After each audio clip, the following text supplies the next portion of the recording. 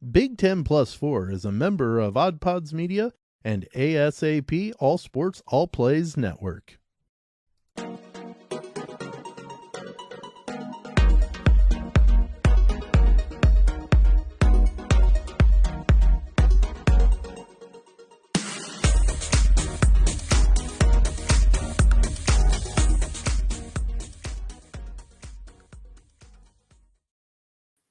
What is up? Good morning. Welcome into Big Ten Plus 4, college sports with a Midwest perspective, blue collar and blue blood. I'm Dalton Shetler. Over there on the other side of the screen, if you're joining us on video, that's Sam Sprunger. Sam, how are we doing today? You know, I feel so torn. Why's that? That occasional, like my favorite time of college sports is when it's so cold and gross and everything, the end of the football season, then kind of the middle to end of basketball season, it's kind of gross. Now, like the tournament gets to the point where occasionally you'll get a nice day or whatever, and you can watch the games out on your porch or whatever, but it's finally starting to get to my favorite time of the year where I can wear a sweatshirt and shorts and I'm the most comfortable I could be, or a long sleeve t-shirt. We're finally in that sweet spot for 3 days or something. I was going to say, you kind of say that, but I feel like we're summer.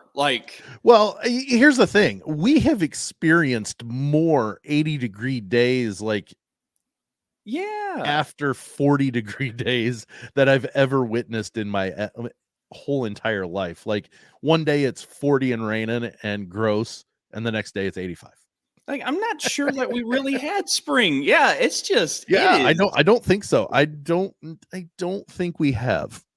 But yet maybe we get the fast forwarded version of it. They just ramped it up for us. Yeah, Adam Sandler forgot to hit play. He's on fast forward. That's what we get. But nonetheless, and of course, for college sports, this is much more of a downtime. But we do have a couple of different things to talk about. We have some post-spring, more Big Ten football analysis to get to. We're going to have a little bit of fun. We're going to put Sam on the spot today a little bit in this show. So I better go 3 for 3.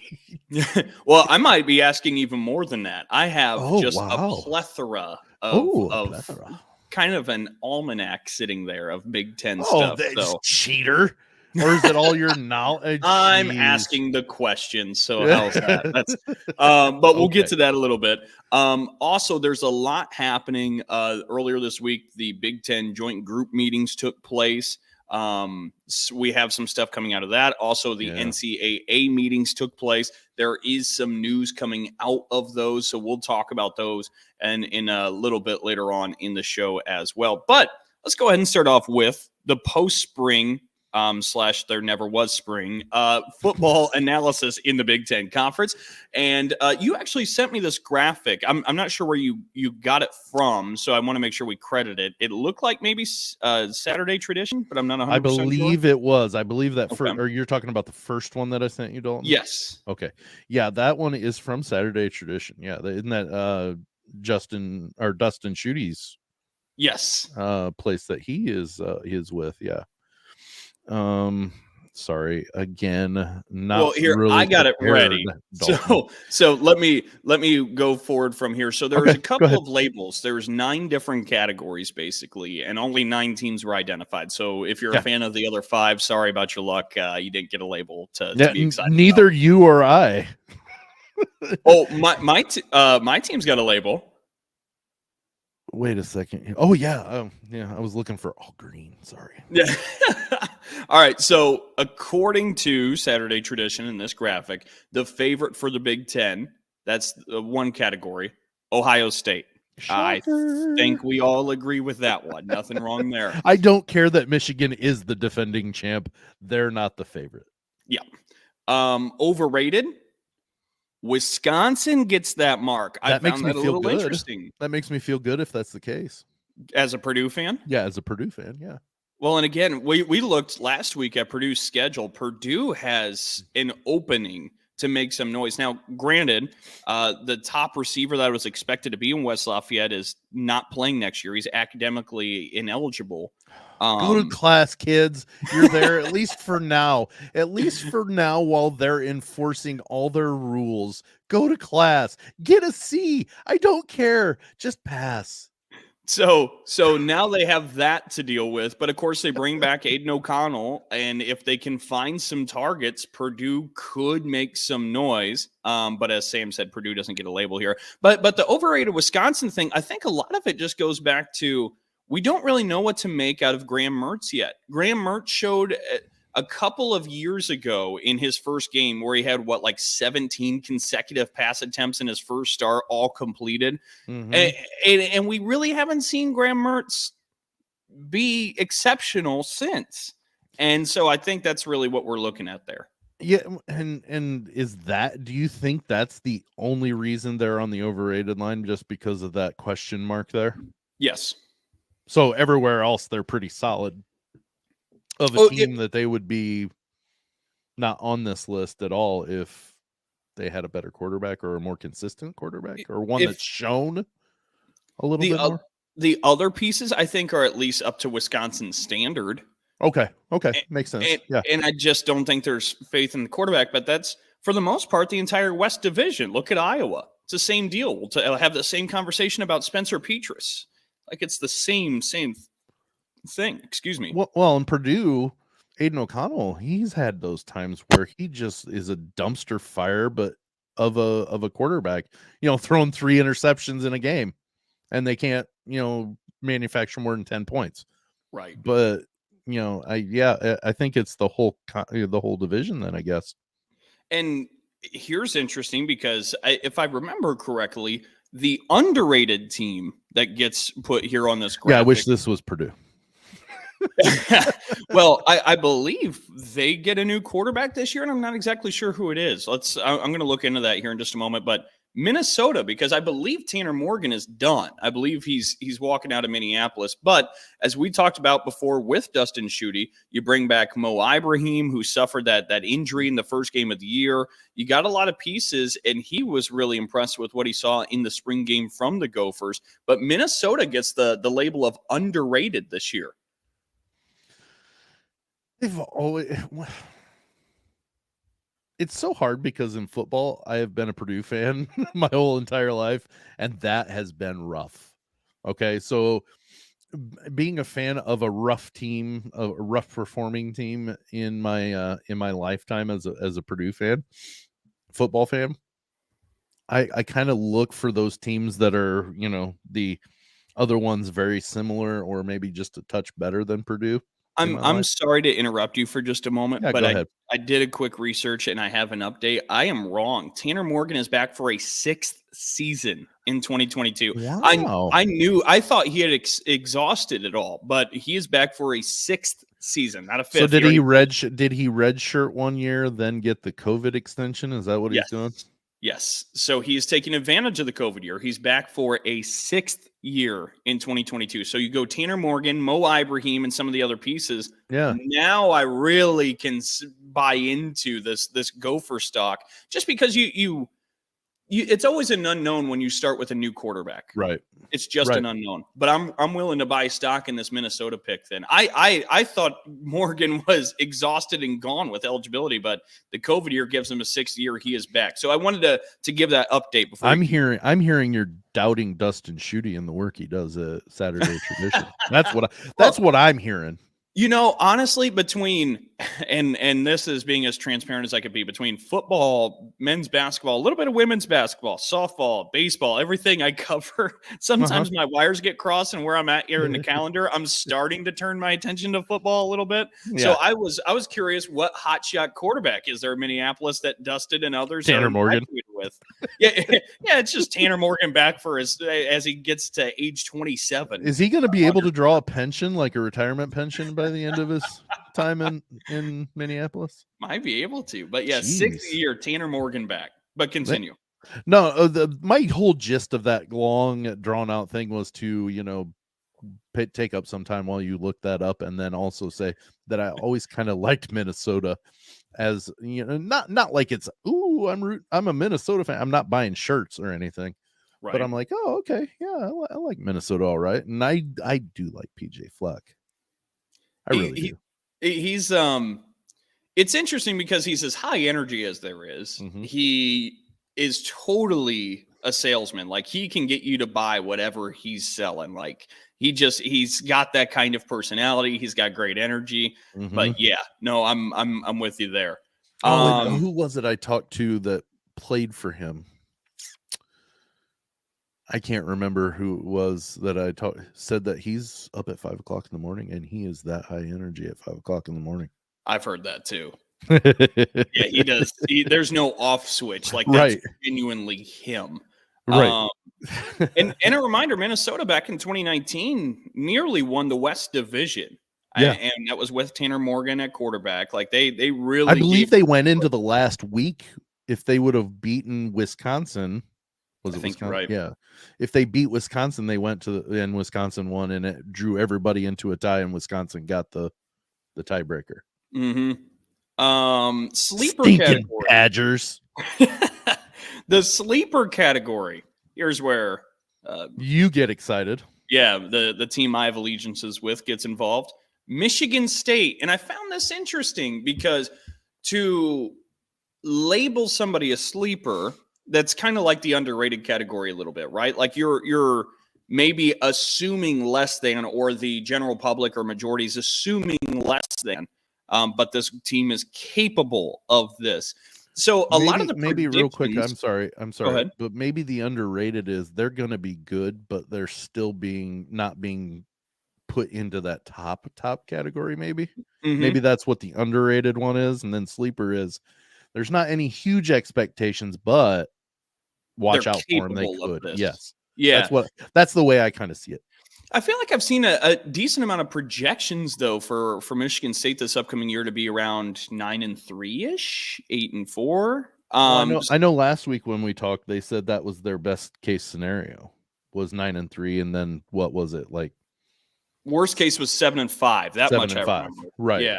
And I think it was 9-3 is the best case. So like, yeah, that's kind of the projections I've seen for Michigan State, which isn't bad. Good Lord.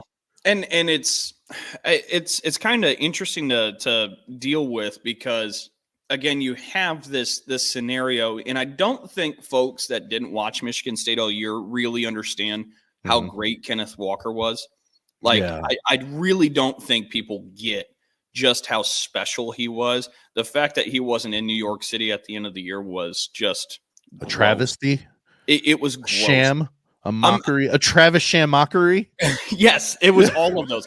And I'm going to tell you something. I've lost faith and this naive, like mystical idea of what the Heisman Trophy was after that, because I was like, oh, wow, this is just a lot of pomp and circumstance. You don't really care that Kenneth Walker ran for 5 touchdowns against Michigan, do you? Like, you don't care that he put up the best performance anybody's ever had in Michigan's football program's history against them. You don't really care. There's been a couple of players that have played Michigan too.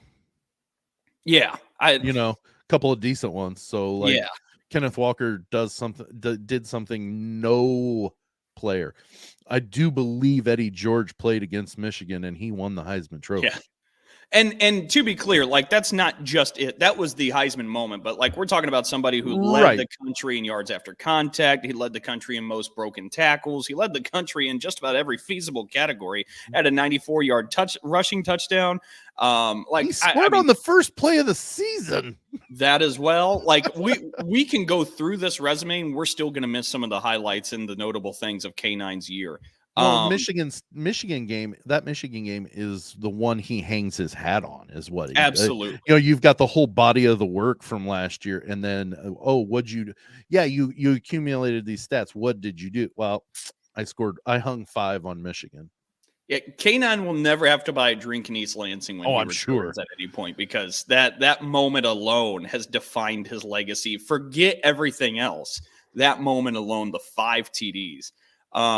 But so anyways, I think you take him out the puzzle, and a lot of people have questions about Michigan State's offensive line. They had questions about Michigan State's offensive line last year, which was fair. K9, he nicknamed the eraser. Better. Yeah, he was nicknamed the eraser by the staff for erasing some of the O-line's mistakes. He just was that special. So a lot of people don't know exactly what to expect. Totally fair. But you do bring back Peyton Thorne, who threw for the most touchdowns in a single season at Michigan State that there's ever been. I mean, he passed Kirk Cousins and Connor Cook last year with his work, which is saying something. And then Jaden Reed comes back, the top receiver. I think they're got a sleeping giant playing with the sleeper theme, and Keon Coleman, who's going into his sophomore year. This is one of the bigger receivers you'll see. I mean, well, he was on the basketball team as well. Scored a bucket against Michigan. There's something you don't see very often anymore. Michigan State had two of those guys this year, so that was interesting. And the other guy looks to have a big year as well at tight end in football. That's Malik Carr, who actually transferred from Purdue. But you got some pieces to play with here, and there's potential. So I understand that completely. Real quick, we'll move over to the next one. Hopeful is the next label. This is every year, isn't it? Like, honestly, and I'm not really making a joke of that, but yet I am. Mm-hmm.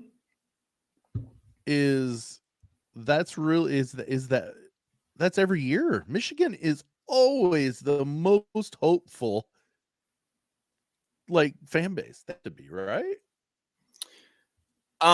That's one of the words. That's just one of the descriptors that I would use, but that's funny.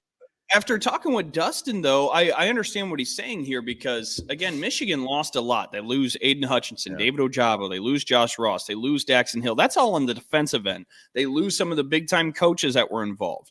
They lose Hassan Haskins, who was the number one running back towards the in Big Ten play. Blake Corum was the lead dog until they got into conference play, and then Haskins was the thicker, bigger frame, and they just handed it to him more often.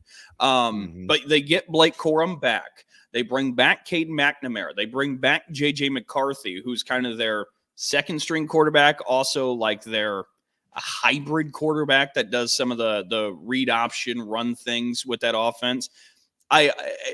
Dustin Schutte, we keep referring to him, but he was impressed with what he saw in the spring game from Michigan, despite losing all of those pieces. And honestly, I'll lean on that for the time being because we don't have much else to work off of in terms of what Michigan's 2022 expectations should be. Yeah, well,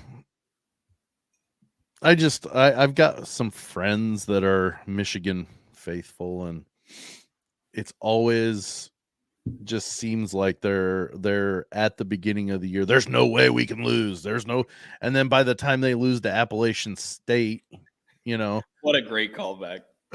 Then they're like, well, it's still gonna be a good year. And then by the time they've lost their fifth game, I don't think they're gonna be 7-5. Don't get me wrong, but I just always see Michigan fans being hopeful, over hopeful. Like, I'm hopeful as a Purdue fan, but I'm not delusional either. I don't know. I mean, prove me wrong. I need to meet more Michigan fans, I guess, for them to prove me wrong. For them to prove me wrong. That probably is why we have trouble with, people listening in Ann Arbor, is because you're just so openly hateful. All I did was correct your train that was moving on the tracks. That's fair enough. Okay, straightened it out. No, you know what? I do know people from that are Michigan fans that are pains in the butt, but I do know Michigan people fans that are lovely people. So every fan base has their jerks, including the Boilermakers and the Spartans. So but not except for IU. IU is horrible all the way through. At some point this summer, we need to get a top 5 worst fan bases in the Big Ten from Sam and see how that goes. According to Sam, right? Yes. Hopeless Northwestern. I'm sorry, but I like Coach Pat. I like Coach Pat too. I don't really see much there on that roster, though. Yeah, well. But that's right. That's where Pat wants you. Yeah. Well, think about that, though. I mean, like, he does. I mean, he's been on one of the Northwestern teams that accomplished the most. Then he's coached other teams that have accomplished more than what they were supposed to. Won 2 West titles. Yeah, and he went to a Rose Bowl as a player back when Keyshawn Johnson was at USC. Went to the Rose Bowl. They went to the Rose Bowl. You know, that's the first time I ever saw them wear their black jerseys, which was awesome. Yeah. I don't know. I'm a geek when it comes to like retro, or back when it wasn't normal to have a third jersey. They threw out that third jersey for the Rose Bowl. It was pretty cool. Yeah. But I don't know. I can't always say I can't say hopeless. Okay. I cannot agree with that, just because I am a firm believer in coaches being able to rally their players. Good coaches are able to rally their players. That's why I never count Michigan State out in basketball. Tom Izzo is one of the great motivators. I've short of saying the best, he's definitely in the top 3. Yeah. Fair enough. Because he's taken a lot of teams that were supposed to take a first round bow out and taking them to the Final Four or the Elite 8. And I just see, I don't know. I don't know. He's one of the better football coaches, and maybe underrated football coaches, I think, maybe. Agreed. Fitzgerald. Yeah. Improved. This one surprised me a little bit. Penn State. And it surprised me because I thought Jahan Dotson was one of the special guys that the Big Ten had. Jahan Dotson's gone. I don't exactly know all the pieces that are making that up. I know Clifford's back at Penn State again as quarterback. They lost some pieces on the defensive end of the ball as well. Brisker at safety, who is maybe the second or third best safety in the country. So improved. I'm curious how they improve from the pieces they lost. That's kind of what I was thinking. Well, I'm not going to argue. I've made the comment that you and Dustin, I know Dustin didn't do this specifically, but he's associated with it. That's why I'm like, well, he's had to have his finger in it somehow. Yep. You know, his flavor to it or whatever. You guys are all over it, so I'm not going to question most improved. I'm just interested to see what that entails.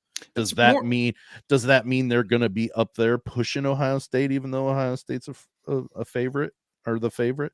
You know what I mean? Are they beating Michigan? You know, there are a lot of things that you're sitting here thinking, how could they improve? Short of being maybe a second favorite, I don't know. They're going to be good already, I think, aren't they? Yeah. No, I'm kind of taking the same position you are on that.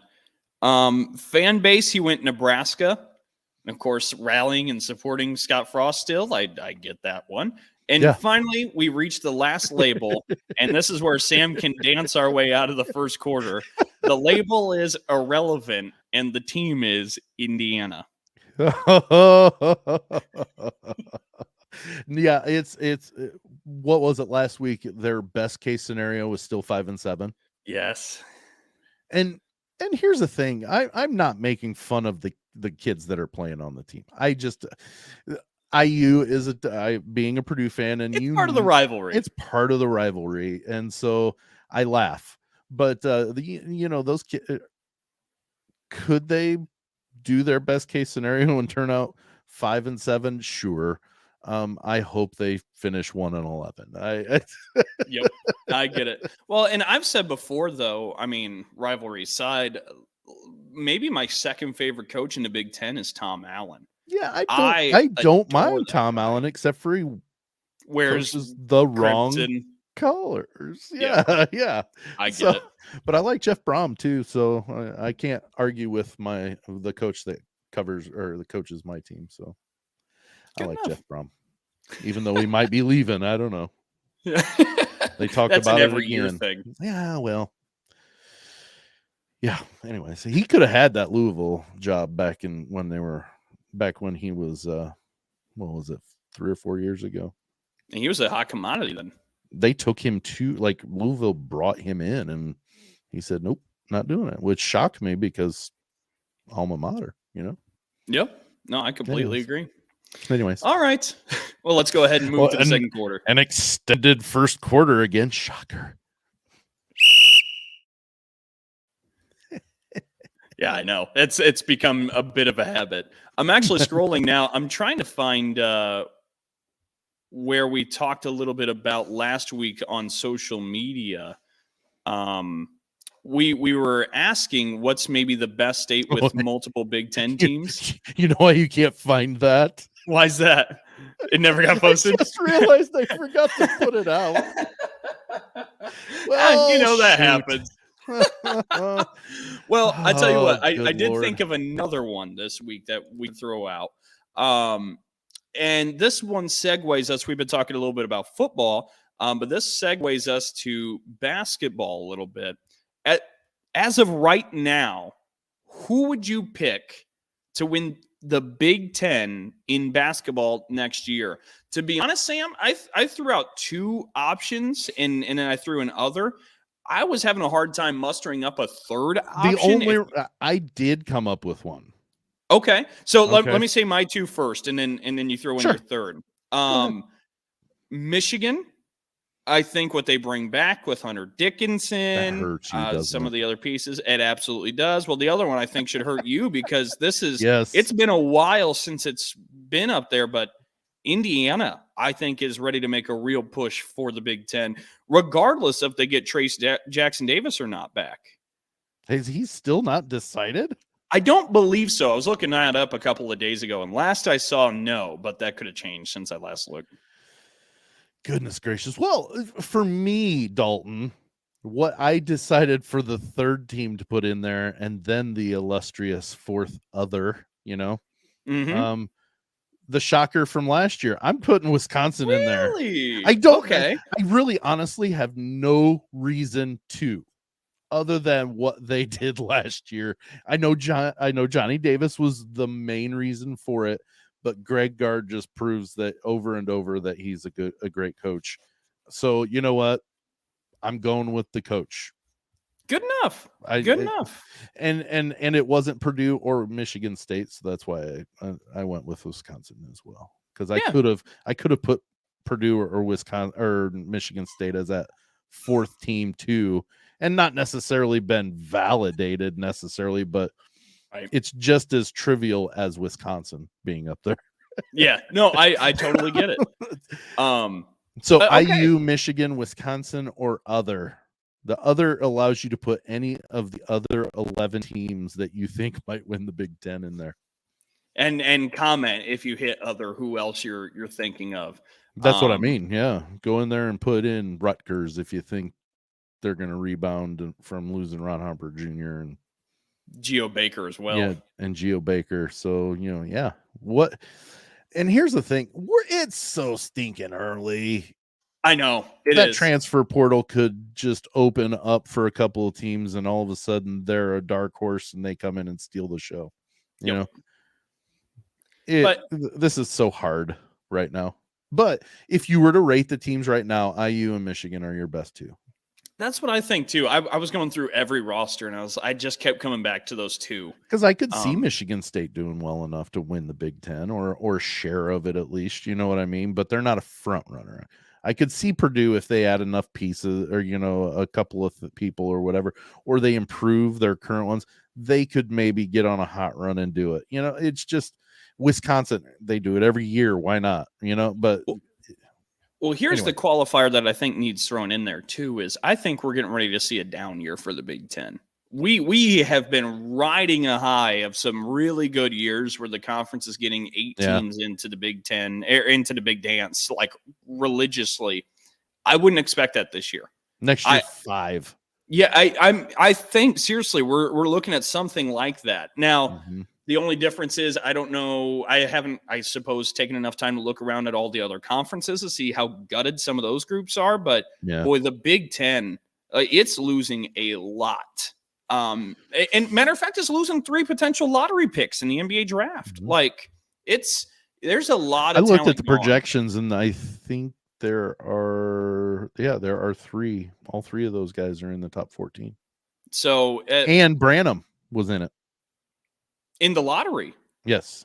Wow. So I saw him going as early as 11 and as late as 14, which would be Cleveland if he made it to 14. When was the last time the Big Ten had 4 lottery picks in the NBA draft? Yeah, and you could have 2 in the top 5. Yes. Yep. So I think there's just a lot of talent gone. The Big Ten's kind of due for a down year, and I think this upcoming year is a down year. So whoever can kind of survive this landscape, you're right, could maybe surprise people and make a run, because it's not the same daunting conference this upcoming year as it has been the last several. Okay, so let's go ahead and shoot things out with Sam here. Oh goodness, yes. Let me take off this and this. I'm working with multiple tabs here. You know what's funny is last week we had the actual questions, or whenever we played shootout. Was that last week? It was, wasn't it? Or I think it was a couple before? weeks ago. Okay, so the last time we played, I had the questions. Yep. To post. Well, you can't do that when it's on I'm the one being yep trivialized. So, oops, wrong one. So we got shootout with Sam. There we go. Shootout with Sam. So I honestly, what I'm going to do, I basically pulled up the Big Ten football's almanac. I pulled up some Purdue Big Ten records. Football. Oh, so Purdue, we're going specific Purdue. I'm going to bounce around a little bit. Oh, okay, fair enough. So with you obviously being a Purdue fan, I figured we'd start off with a little bit of Purdue. I think we have. Yeah, mentioned it once or twice. So in Purdue basketball history, here's your first one, and this is going to be a tough one. Basketball history. Okay. Purdue has 5 players that have scored 2,000 career points in the black and gold. Can you name the 5 players, or how many can you name, that have scored 2,000 or more points? Rick Mount. 1.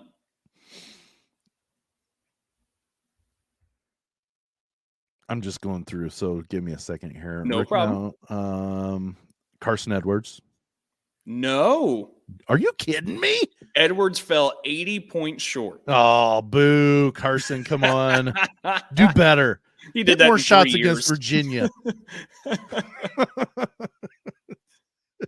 Oh, golly. Now that really did E20 more?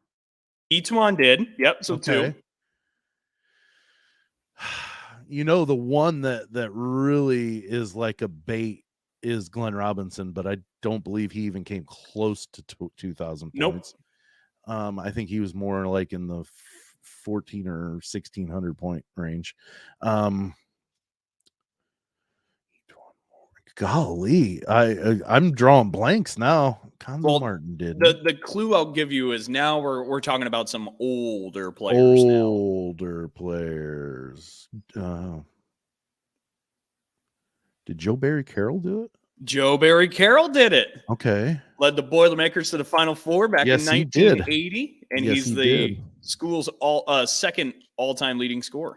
The best enunciation of his name ever that I remember was back in Glenn Robinson's year when he went off. Bill Raftery said, "Joe Barry Carroll." You know, kind of drug out. Oh, it was beautiful. Anyway, as only Bill Raftery could do. Correct. I love Bill Raftery. Oh yeah. They're coming out in the Man. Yeah. So I'm not sure of the other two, especially when you say get older. You got to get older. So are we talking? How old are we talking? I got one in the 60s and one in the 80s. Okay, let me try with the one in the 80s then. Let me go through my people and see what I've. Did Troy Lewis do it? Troy Lewis, he's number 5. Okay, so I don't know about the 60s. I'm not that good. The player in the 60s to do it was Dave Shellhouse. I don't even know who that is. Okay, fair enough. But you got 4 of the 5. So there you go. I'll take an 80%. All right. So if we ask you rebounds, who is Purdue's all-time leading rebounder? Oh, golly. Brandon Brantley's got to be up there. He's not in the top 10. Are you kidding me? Mm-mm. Good Lord. Swanigan was a heck of a rebounder, but he was only there 2 years. So Swanigan is the all-time season rebound record holder, but not in careers. He doesn't. I was gonna rank in the say top 10. he was a rebounder. Like that's what I mean. He was he would often out rebound his points. I mean that's how. And he played with Isaac Haas. Like what? Yeah. Like, what? Yeah. God, I don't know rebounds. Is Steve Scheffler up there? Nope. I'm just gonna start throwing out random big guys that I remember. Ian Stanback. Nope. Have you even heard of these players that I'm throwing out? Yeah, I have. But you ready for number one? I think it's going to surprise you. Yeah, go ahead. Joe Barry Carroll. No kid. You know, I was even thinking, you know what? He was a good player. Why not throw him out there? And then I thought, nah, really, all-time leading rebounder. Joe Barry Carroll's the only Boilermaker to have more than 1,000 rebounds in a career. He had 1,148. Holy cow. And that's some others in the top 10 recent players. Travion Williams actually finished 4th all-time in Purdue basketball history. I actually was going to guess him, and I thought, nah. AJ Hammonds was number 3. Really? Robbie Hummel and Brad Miller were tied at 6. Oh, Brad Miller, duh. That's a good one, right? Oh, he's even from our neck of the woods. That's right. Good all right, Lord. Here's the last Purdue basketball question I'll throw at you for the time. I did poorly on my rebounding one. I went 0 on that one. Let's switch to assists. Who is the all-time leader in Purdue assists? Of course you'd bring this one up. And I will say this player leads not just in career, but he leads in season and single game records in the Golden Black as well. Porter Roberts. Nope. But he finished 5th all-time in a career. Okay. He was a really good point guard. He was. Good. He's the all-time leader in assists as well for the career and a season? And a single game. He did it all. Wow. So he got the triple crown of assists. Yes. And what give me a time frame. Pulling it up. We're talking 70s. Oh, I'm not even going to remember any of those. Let me. It's not Joe Barry Carroll, is it? No, but he might as well. Yeah, I'm bad at this. I don't know. Bruce Parkinson. Oh, good Lord. I went to Purdue basketball camp with his son, Tyler. Really? Yeah, and then Tyler ended up playing at Purdue a few years later, too. Huh. Well, how about that? But yes, Bruce Parkinson had 690 career assists. You know who I noticed out of recent players, Dakota Mathias ranked top 10 in career assists in Purdue. I thought that was interesting. Really? Also, well, when you're playing with Carson Edwards, you can just dish it to him and hit it from half court, and you're good. And he was with Swanigan and Haas and all those guys. Yeah, it's true. Also at number 9, Steve Reed, who was at the free throw line when Bob Knight threw the chair across the floor. Not Matt Painter, kids. Not Matt Painter. All right. Didn't play the old 90s. All right. So I'll ask a couple more, and we're going to switch Big Ten football here, okay? Okay. Get to halftime. Okay. All-time leader in Big Ten football passing yards for a career is? Oh, it's Drew Brees, isn't it? Yes, it is. Yeah. Can you guess the second most? In a career? Yep. Recent? Fairly, yeah. Fairly. That means in the 2000s. Yeah, that's what I was going to say.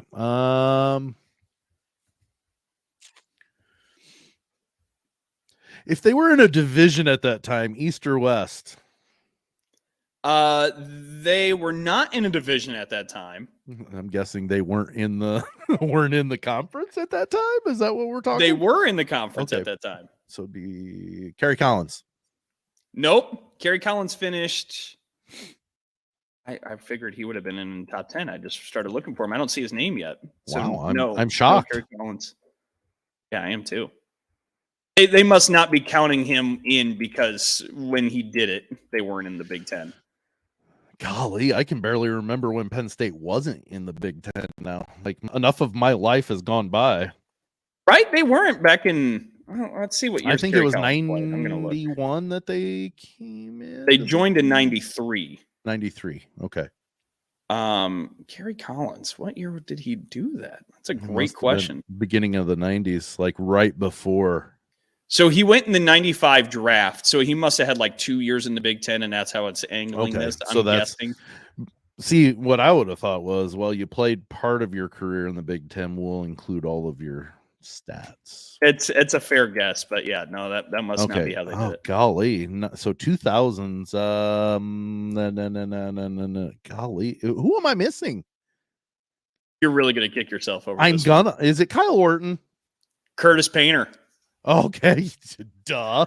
I was trying to set you up for another Boilermaker. Well, that's why I went with Kyle Orton.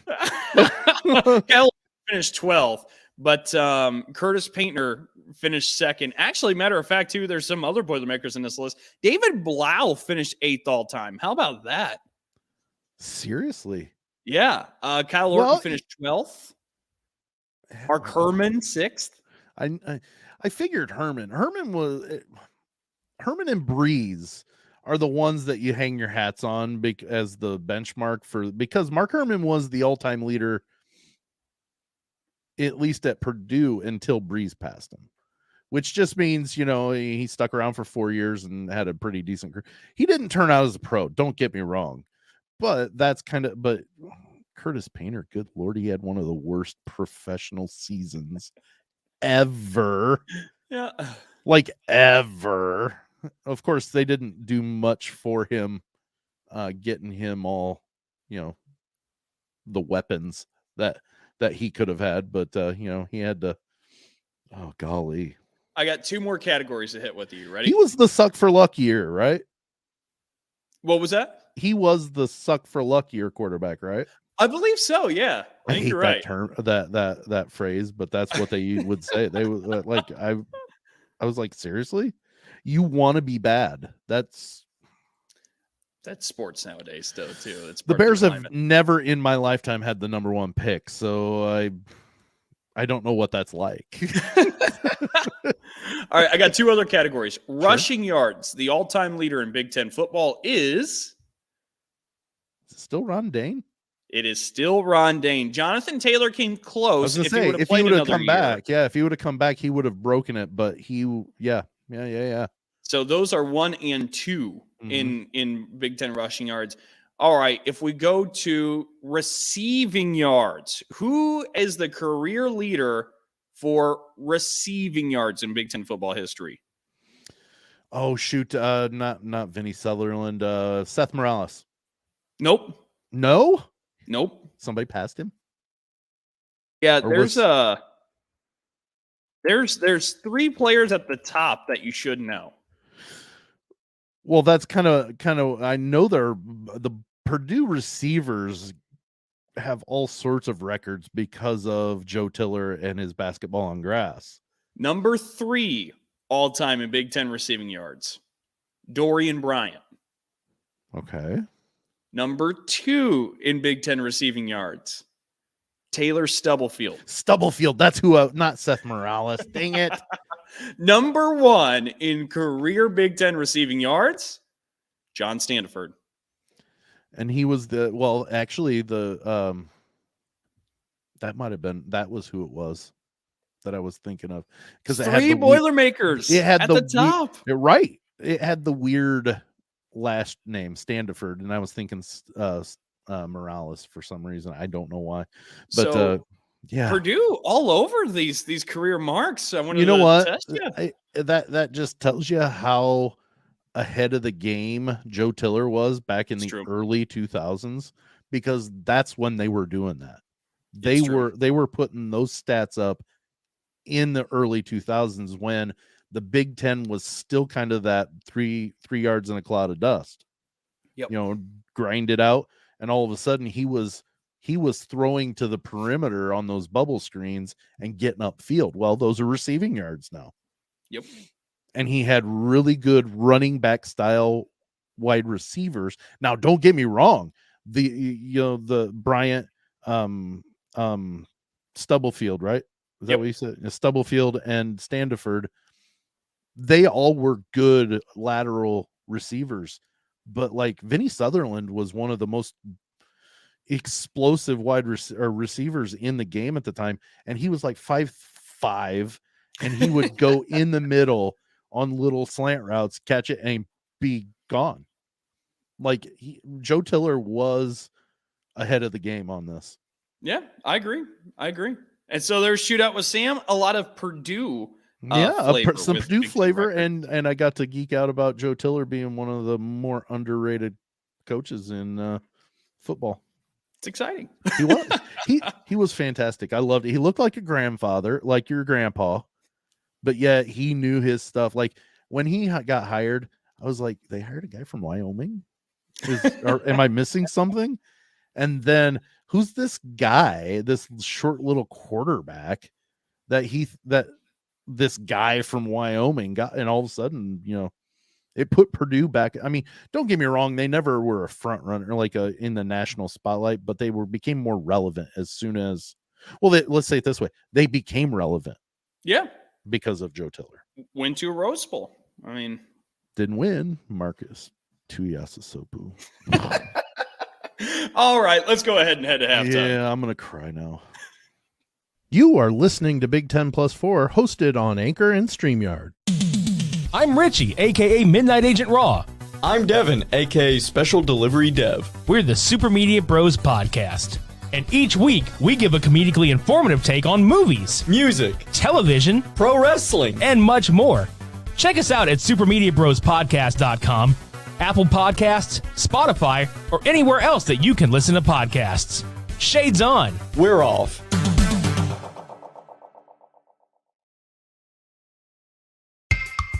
Hi, I'm Sam.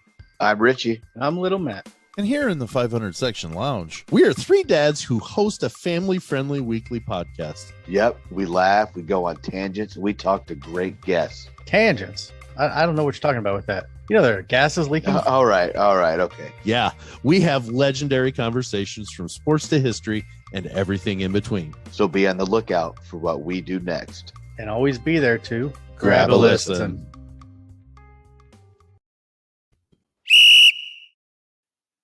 All right, time for the second half, and we wanted to get into a couple of things here. We don't have a ton of time, but there's some news coming out of course, the NCAA, Big Ten. The Big Ten had its joint group meetings this past week, and those happened in Chicago. Actually was there for some of those, so we can talk a little bit about that. But some news comes out of the NCAA as well, as, again, we're during one of the more delicate times in college athletics history, one of the most revolutionary times in college athletics history. There's a lot of important changes being made. So let's go with the NCAA. And I got this text from you, Sam, saying that the conferences are no longer required to have conference championship games to get themselves into the playoffs, whatever. So you don't have to do conference championship games, which means if that's the case, you don't have to have divisions. Now, that doesn't mean you have to get rid of them, but you don't have to have them either. What's the point?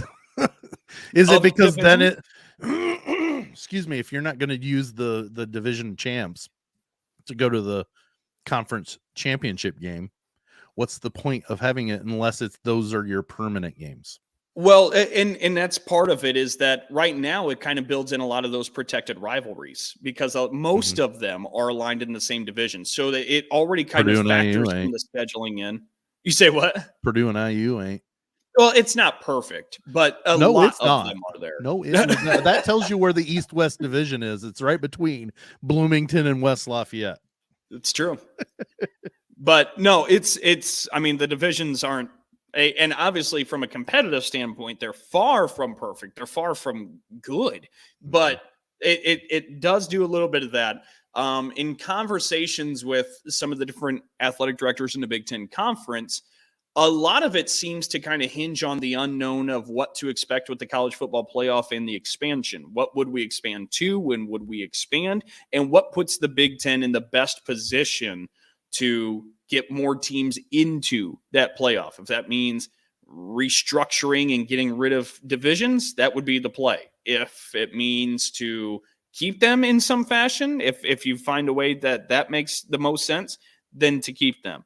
But a lot of it kind of hinges on what happens with the CFP. Yet again, the NCAA puts me in this conundrum of a feeling, because I want to feel good about this. Like, hey, we're going to have the best two teams play in a championship game, because conferences ain't getting rid of them. That makes way too much money. Well, the championship game, you're absolutely right. And I do want to mention here too, since we're talking about divisions, as shortly after that was announced, the Pac-12 went ahead and wiped out their divisions right away. Like the proverbial ink hadn't even dried on the headlines yet. Correct. And the Pac-12 was like, we're done. Yep. So the Pac-12 wiped out its divisions. So they're getting rid of it completely. They're not even going to have a division. This is just going to be one big old clump, and are they going to rotate the games, or are they going to have their permanents? And like, how do they figure out what those are? Like, these are the permanent ones that will always play. Well, I was going to say that's part of those conversations too, like those protected rivalries. And so I imagine like that's a part of the conversation. When you bring up eliminating divisions, that's one of the first like finger point, like hand up things to be what called. What do we do about the schedule? Like, okay, so we're still doing Ohio State and Michigan no matter what, right? Like, you know what I mean? Like, it's like that. So I believe those are the same things happening in the Pac-12. So I imagine, I haven't really read into the Pac-12's release at all, but I imagine they're still going to protect their rivalry so that they got their big marquee games. And what was it? Like USC, UCLA, they got to play that game. What was it? They said that 5 or 6 of the last 11 Pac-12 championship games would have been different if they would have been under different or these standards now. A lot of the same with the Big Ten. The Big Ten wouldn't have this necessarily. I was looking at the list of Pac-12 championship games, that string, and UCLA played in it twice. And if they went by, they played back-to-back years, and if they would have went by record, UCLA would have been replaced by another team. Yep. Like the team they played should have been there. UCLA shouldn't have. Yep. Nope, you're completely right. And then the other big one that was announced, the annual signing and initial counter limits are removed for the next 2 academic years. So you can, that 25-man scholarship list or rule that you usually abide by, that can improve, because what a lot of coaches are facing is they can bring in those 25 recruits, 25 kids, but what if you lose more in the portal?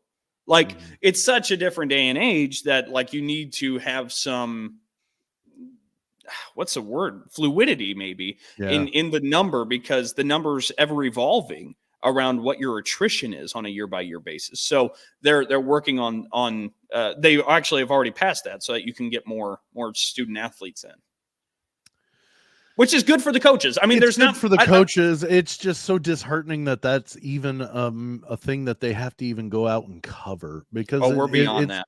I know. And I'm like, not that it was ever simple, let's say, but it was a simpler time. You can't transfer. If you do, you can transfer, but you're giving up a year eligibility if you do. Yep. Make it a little bit nicer, maybe. Yeah, you can do it once without penalty. And that's it. Now, hell, they can, next week, I could say I'm transferring. I can enroll. And the week after that, I can transfer again. There's nothing holding me back. It's anyways. So those were 2 of the big pieces of news to come out of the NCAA. But it'll be interesting. And it also looks like there's a lot of momentum behind the transfer windows. So that's probably their best bet, isn't it? To say you can only transfer during these 2 windows, because then you have rosters that are more sure when the season's coming up. Like football rosters right now should be pretty shored up. And it's interesting. It's interesting too, because we talked with the AFCA executive director Todd Berry a couple of weeks back, and we were talking about the transfer window proposal, and I went into that thinking, oh, how much of a relief would this be for coaches to try and manage these rosters? Because holy crap, like what you just laid out, like you're going into a season, you don't really know what you got. And he goes, you're right, but think also for the student athletes. And I was kind of sitting there, and he goes, imagine you're a quarterback.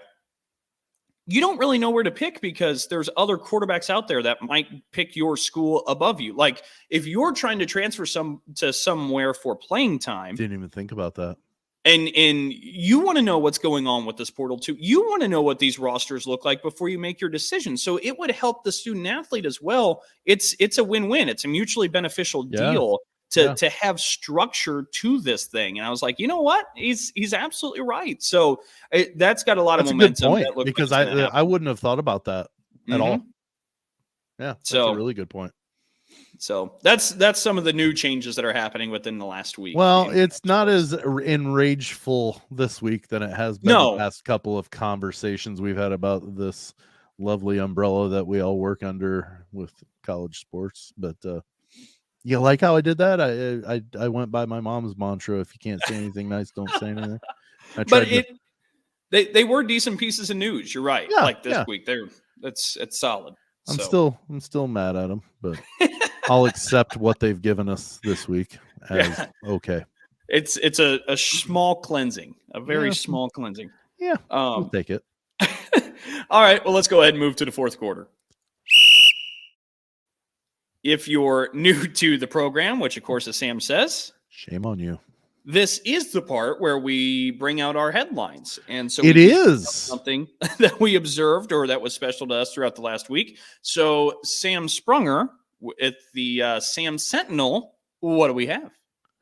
Okay, so I talked to you about this a little bit. I told you what I think maybe on Monday. I was like, I've got my headline. Okay. The Cincinnati Reds this last week lost a game by throwing a no-hitter.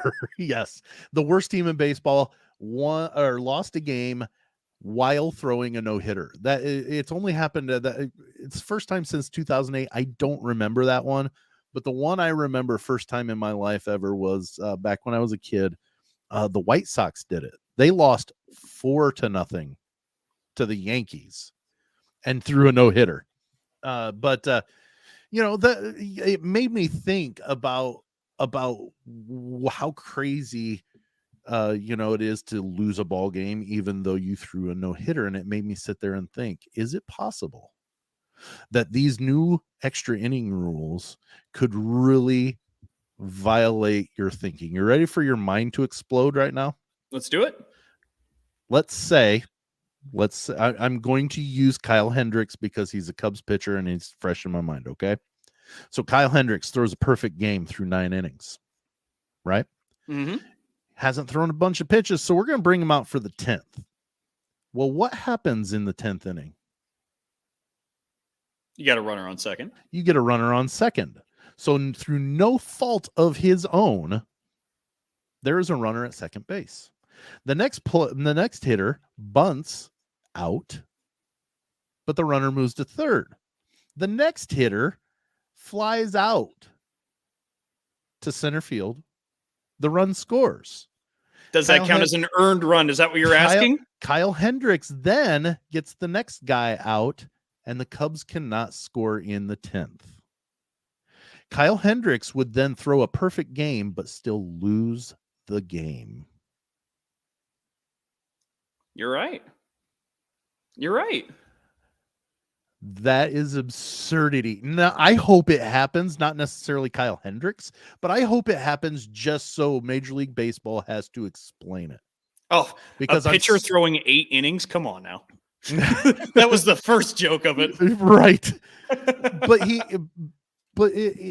I hate the adding. I'm up for progressive, moves and, speed the game up, whatever.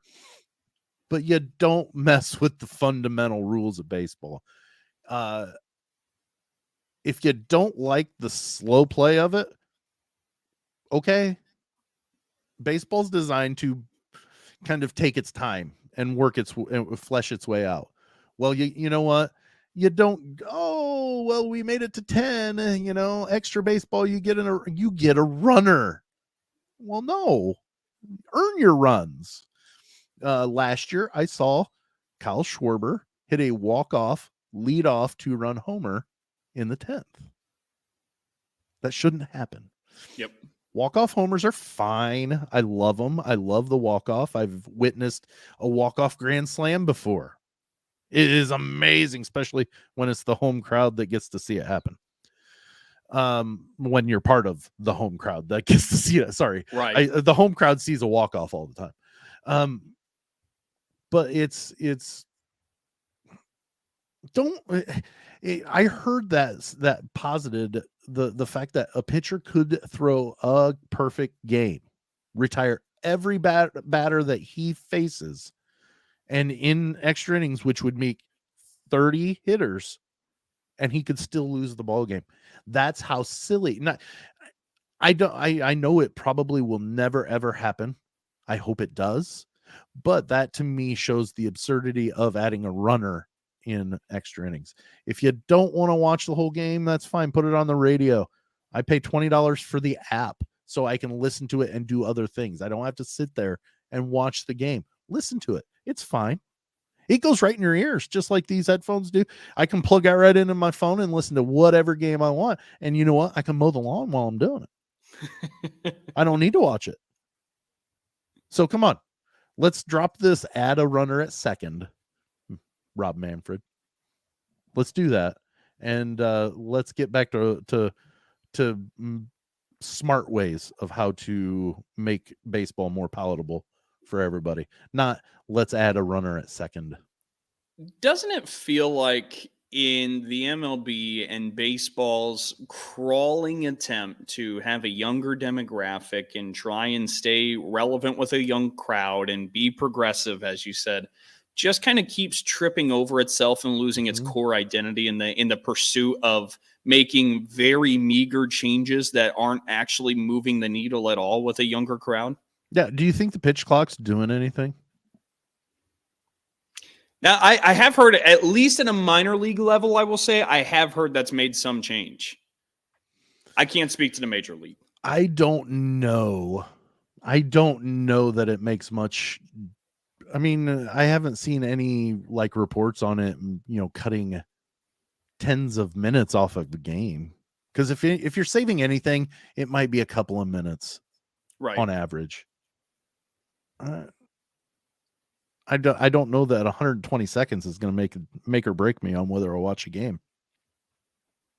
Just not. Yep. Baseball is a slow. Here's the thing, and I know we've talked about this. Baseball actually has more action sequence than football. Like which I still don't believe. The 4 seconds of impact and stuff. Then there's 40 seconds at least of nothingness. Of people walking around, getting into, there's no actual gameplay action. And I don't know exactly the whole entire study, Dalton. I really don't. But they have said there's more action sequence in Major League Baseball games than there are NFL football games. We're going to find that study just because more or less I'm curious. I want to read it. So yeah, we're going to find that. But my point on that one is 120 seconds, you speeding it up with the pitch clock, it ain't doing much for me. Not making the biggest difference. Yeah. And I'm definitely not watching more baseball now because they've sped it up. Right. Yep. I listen, but my point being on that one is I don't know. It always seems like they're doing inconsequential things to make the game better, and it just doesn't work. Yep. No, I agree. Oh, anyways. So sorry, I'm on my phone because I was trying to pull up the story because I want to get the details right here for the Dalton Daily. But I more or less am actually going to take the Sam Sprunger route of bringing up something kind of heartwarming, human, absolutely, inspirational. And boy, does it seem like there's a lot of these stories that come out of Iowa City. Like that's I saw the name that you had in your headline. I'm like, that's an Iowa guy. And then you said that. I'm like, yep, every single thing seems like Iowa's doing it. Iowa does it right, man. That's what I've learned throughout my time in covering the Big Ten. But this story comes out, and I don't have a lot of details to get super deep with you and kind of carry on for a while. But Jordan Bohannon, who many of you know who watch Big Ten basketball, And he he's played been a like guard. 17 years at Iowa.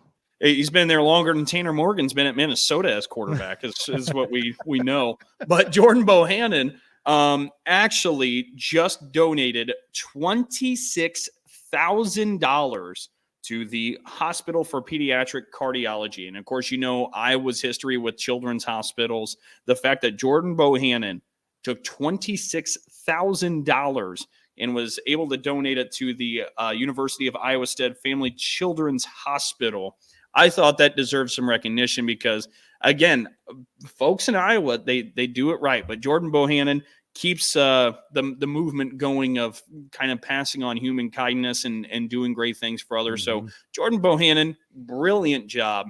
Did he get that through an NIL deal, or did he do fundraising? I think so, and that's kind of what I've been searching, scrolling on my phone, trying to find that detail.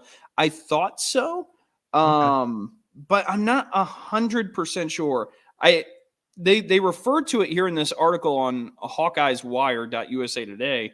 That I'll read from the article now that I referenced it. In the new era of the NCAA, this is the type of opportunity that the NIL rules allow players to experience. Bohannon was a knockdown shooter for Iowa throughout his career on the court, but this might be his best contribution yet, end quote. So I believe it came through NIL because they referenced it there in the article. Right. But yeah, so either way, brilliant job by the Bohannons. Yeah, like I said, he's been around forever.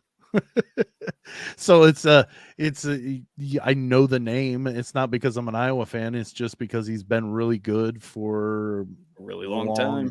A long time. I don't know. Maybe, he's probably been around as long as I've been teaching, and I'm on like my 11th year teaching. So,